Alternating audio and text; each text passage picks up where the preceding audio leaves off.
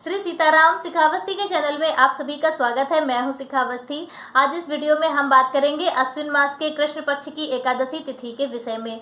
हम जानेंगे कि एकादशी का व्रत किस दिन किया जाएगा और इस व्रत का क्या महत्व है, पितृपक्ष में पड़ने के कारण यह हमारे पूर्वजों के लिए किस प्रकार से खास है, और इसके साथ ही यदि आप इस व्रत का पुण्य लाभ अपने पितरों को देना चाहते हैं तो किस प्रकार से आप देंगे और उससे आपको क्या लाभ प्राप्त होगा।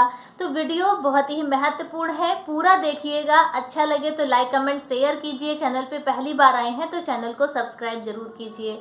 देखिए, वीडियो लाइक जरूर किया कीजिए। आपका एक लाइक हमारे लिए बहुत महत्वपूर्ण स्थान रखता है।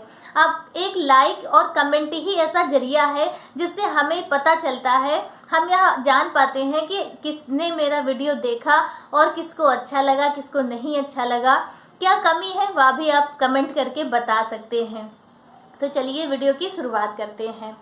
देखिए, जो एकादशी तिथि है अश्विन मास के कृष्ण पक्ष की एकादशी, उसे इंद्रा एकादशी के नाम से जाना जाता है और यह एकादशी पितृपक्ष में होती है, इसलिए इसे पितृ एकादशी के नाम से भी जाना जाता है। पितृपक्ष में होने के कारण इस एकादशी का महत्व और भी अधिक बढ़ जाता है, क्योंकि एकादशी तिथि पर हम भगवान विष्णु की पूजा करते हैं, जो परब्रह्म परमेश्वर परमात्मा है। और भगवान जो परमेश्वर हैं वही सबके परम पिता हैं, वही सबके पूर्वज भी हैं। तो इसलिए पितृपक्ष में भगवान विष्णु की पूजा के साथ में जब हम अपने पितरों के लिए दान कर्म करते हैं तो उसका जो लाभ है, पुण्य है, वह और भी अधिक बढ़ जाता है। तो यह जो श्राद्ध पक्ष की एकादशी है, इंद्रा एकादशी, इसका बहुत ही महत्वपूर्ण स्थान है और बहुत ही पुण्यों की प्राप्ति भी होती है। जो व्यक्ति इस एकादशी का व्रत करता है तो उसके समस्त पापों का नाश होता है, उसकी विशेष मंगल कामनाएं पूरी होती हैं और इसके साथ ही उसके पूर्वज भी प्रसन्न होते हैं। यदि आप अपने पूर्वजों के लिए कुछ भी नहीं कर सकते हैं तो इस एकादशी का व्रत करके सविधिवत आप व्रत कीजिए और उसका पुण्य लाभ यदि आप अपने पितरों को देते हैं तो उससे आपके पितृ बहुत ही ज़्यादा प्रसन्न होते हैं। पद्म पुराण के अनुसार ऐसी मान्यता है कि जो व्यक्ति इंद्रा एकादशी का व्रत करके उसका पुण्य फल अपने पूर्वजों को देता है तो 7 पीढ़ियों के जो आपके पूर्वज हैं वह तृप्त होते हैं, उन्हें मोक्ष की प्राप्ति होती है। तो यह व्रत बहुत ही महत्वपूर्ण है और इस व्रत को सभी को जरूर करना चाहिए। जो लोग अपने पूर्वजों के लिए कुछ करना चाहते हैं तो वह इस व्रत को जरूर करें और उसका लाभ, उसका पुण्य फल किस प्रकार से आपको देना है वह भी हम आगे जानेंगे। पहले हम यह जान लेते हैं कि इसका व्रत इतनी महत्वपूर्ण इस एकादशी का व्रत हमें किस दिन करना है। तो इंद्रा एकादशी का व्रत 28 सितंबर दिन शनिवार को किया जाएगा। एकादशी तिथि प्रारंभ हो जाएगी शुक्रवार 27 सितंबर को दोपहर में 1:20 से और 28 सितंबर की दोपहर 1:49 तक एकादशी तिथि रहेगी। तो इसलिए उदया तिथि का मान रखते हुए इंद्रा एकादशी का व्रत या पितृपक्ष की एकादशी का जो व्रत है वह 28 सितंबर दिन शनिवार को किया जाएगा। उसके बाद हम लोग इस दिन भगवान विष्णु की विधिवत पूजा अर्चना करते हैं, अपने पितरों के निमित्त दान करते हैं। देखिए, शास्त्रों में अब हम यह जान लेते हैं कि किस प्रकार से हमें पूजा करनी है और अपना पुण्यफल अपने पूर्वजों को किस प्रकार से देना है।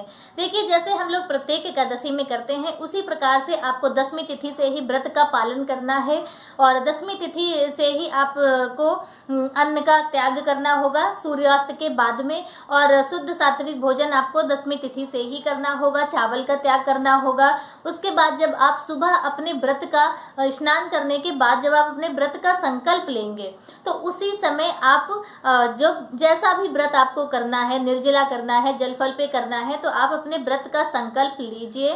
तो जब आप संकल्प लेंगे तभी आपको बोलना होगा कि आप इस जो आप व्रत कर रहे हैं, इस इंद्रा एकादशी का व्रत आप अपने, जैसे कोई व्यक्ति विशेष है जिसे आप इस व्रत का पुण्यफल देना चाहते हैं अपने पूर्वजों में, तो आप उसका नाम ले लीजिए। और यदि आप अपने सभी पूर्वजों के निमित्त इस व्रत का पुण्य फल दे रहे हैं, तब आपको यही बोलना होगा कि आप इस व्रत का जो पुण्य फल प्राप्त होगा वह आप अपने पूर्वजों को दान कर रहे हैं, आप अपने पूर्वजों को दे रहे हैं।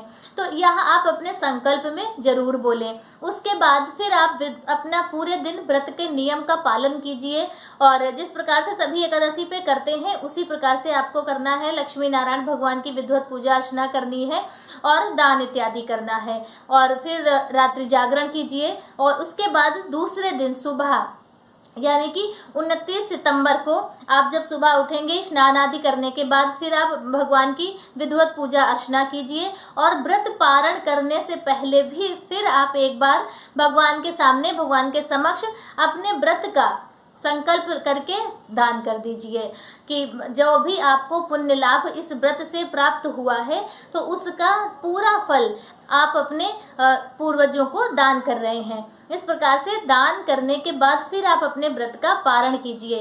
पारण का समय क्या है वह भी जान लीजिए। एकादशी व्रत का पारण 29 सितंबर दिन रविवार को सुबह 6:13 से 8:36 तक आपको व्रत का पारण करना है। पारण सही समय पे और सही विधि पर से ही करना चाहिए, तभी व्रत का पुण्य फल प्राप्त होता है।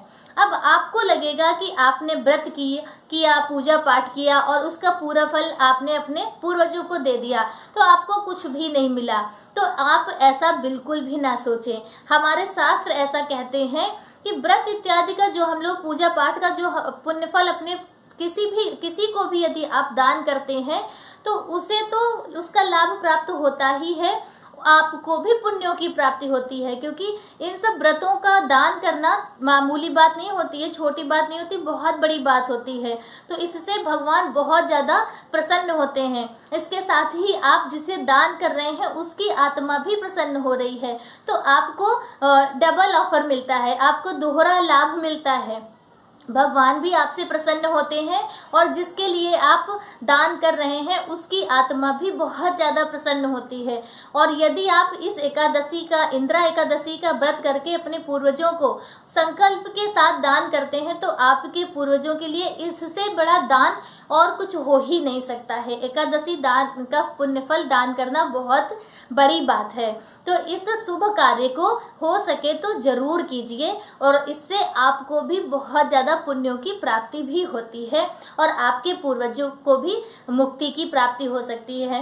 तो यह पुण्य कार्य सभी को जरूर करना चाहिए। इस प्रकार से आप अपना इंदिरा एकादशी का व्रत कीजिए, अपने पूर्वजों के लिए शुभ कार्य कीजिए, और श्री हरि नारायण की कृपा आप पर सदैव बनी रहे। और यही मेरी मंगल कामना है आप सभी के लिए। इंदिरा एकादशी व्रत से संबंधित मेरा वीडियो बस इतना ही। किसी भी प्रकार की कोई जानकारी आपको प्राप्त करनी हो कमेंट करके पूछ सकते हैं। वीडियो कैसा लगा एक बार कमेंट करके ज़रूर बताइएगा। वीडियो लाइक ज़रूर कीजिए। मिलते हैं दूसरे वीडियो में किसी दूसरी जानकारी के साथ, तब तक के लिए श्री सीताराम।